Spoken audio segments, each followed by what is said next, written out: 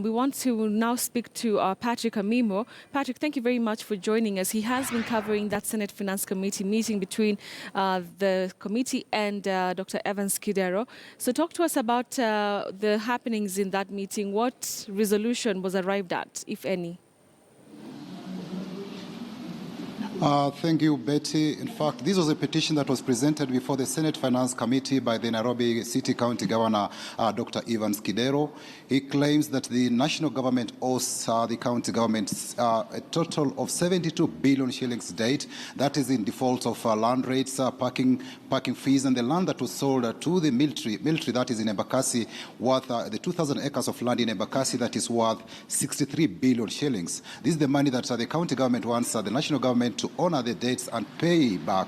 That's why we saw Governor Kidero appear before the Senate as an institution that is charged the responsibility of ensuring that county governments thrive or they carry out their operations without any hindrance from the national government. That's why he brought the petition before the committee that is led by Mandera Senator Bill Okero.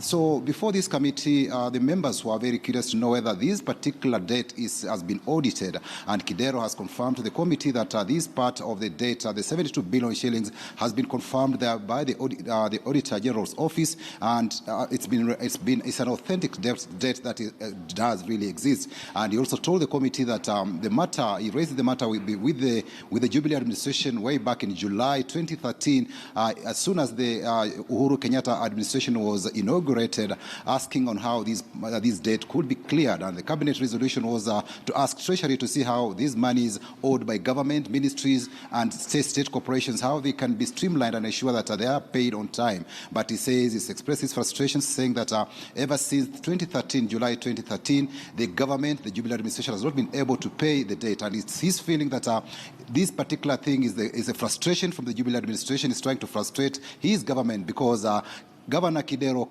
comes from the opposition. He was elected on an ODM ticket, and this time around he'll be defending his seat under the NASA, the National Super Alliance ticket under ODM. So he feels it's Jubilee government that is frustrating him, and he says that he believes that if it were probably maybe a Jubilee governor, then maybe this particular debt would have been settled way back.